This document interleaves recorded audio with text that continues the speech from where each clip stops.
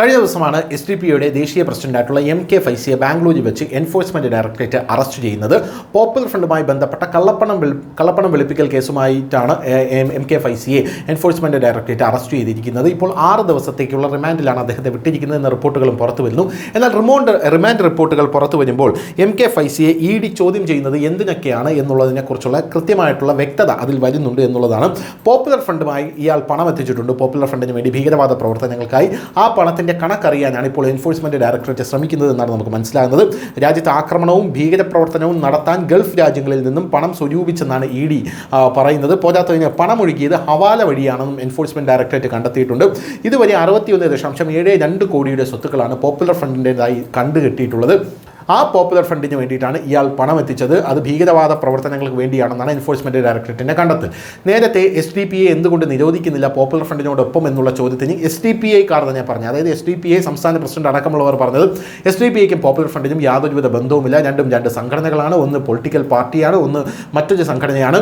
SDPI popular ഫ്രണ്ടും ഒരു തരത്തിലും ബന്ധപ്പെടുന്നില്ല എന്നുള്ളതാണ്. എന്നാൽ ഇപ്പോൾ SDPIയും പോപ്പുലർ ഫ്രണ്ടിൻ്റെയും അന്തർധാര സജീവമായിരുന്നുവെന്നും ഇരുവരും സംയോജിച്ചാണ് പ്രവർത്തിച്ചിരുന്നതെന്നുമാണ് എൻഫോഴ്സ്മെന്റ് ഡയറക്ടറേറ്റ് പറയുന്നത്.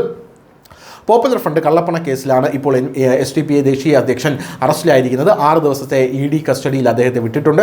രാജ്യത്തെ പുറത്തുനിന്നടക്കം പോപ്പുലർ ഫ്രണ്ടുമായി ഇയാളാണ് പണം എത്തിച്ചിരുന്നത്, ഇയാളാണ് അതിൻ്റെ ഏജൻറ്റ് എന്നാണ് പറയുന്നത്. കൂടുതൽ വിവരങ്ങൾ ശേഖരിക്കാനാണ് ഇപ്പോൾ സംസ്ഥാന അധ്യക്ഷനെ ചോദ്യം ചെയ്യുന്നത്. SDPIയുടെ സാമ്പത്തിക ഇടപാട് നിയന്ത്രിച്ചിരുന്നത് മുഴുവൻ PFI ആണ്, ആ ഭീകര സംഘടനയാണ്. SDPIക്കായി തിരഞ്ഞെടുപ്പ് ഫണ്ട് നൽകിയത് പോപ്പുലർ ഫണ്ടാണെന്ന് ED വ്യക്തമാക്കുന്നു. SDPI സ്ഥാനാർത്ഥികളെ തീരുമാനിക്കുന്നത് PFI ആണ്, അതായത് പോപ്പുലർ ഫണ്ടാണ്. ആന്തരികമായ ഒരു ഇസ്ലാമിക പ്രസ്ഥാനമായും ബാഹ്യമായി സാമൂഹിക പ്രസ്ഥാനമായും ഇവർ പ്രവർത്തിച്ചിരുന്ന ഒരു ഏജൻസിയാണെന്നാണ് ഇപ്പോൾ പോപ്പുലർ ഫ്രണ്ട് വ്യക്തമാക്കുന്നത്. അതായത് അകത്ത് അവരുടെ അന്തർധാരയിൽ അവർ കടുത്ത ഇസ്ലാമിസ്റ്റ് വാദികളാണ്, ഇന്ത്യയെ ഇസ്ലാമിക രാജ്യമാക്കണമെന്ന് വാദിക്കുന്നവരാണ്. എന്നാൽ പുറത്ത് ഒരു സാമൂഹികമായിട്ടുള്ളൊരു സംഘടന മാത്രമാണ് തങ്ങൾ എന്ന് പറയുന്നൊരു സംഘടനയാണ്. ഇവരെ പൂർണ്ണമായും നിയന്ത്രിച്ചിരുന്നത് പോപ്പുലർ ഫ്രണ്ടാണ്. തിരഞ്ഞെടുപ്പ് ഫണ്ടടക്കം പോപ്പുലർ ഫ്രണ്ടാണ് കൊടുത്തുകൊണ്ടിരുന്നത്. എന്തിന് സ്ഥാനാർത്ഥികളെ തിരഞ്ഞെടുക്കുന്നത് പോലും പോപ്പുലർ ഫ്രണ്ടാണ്.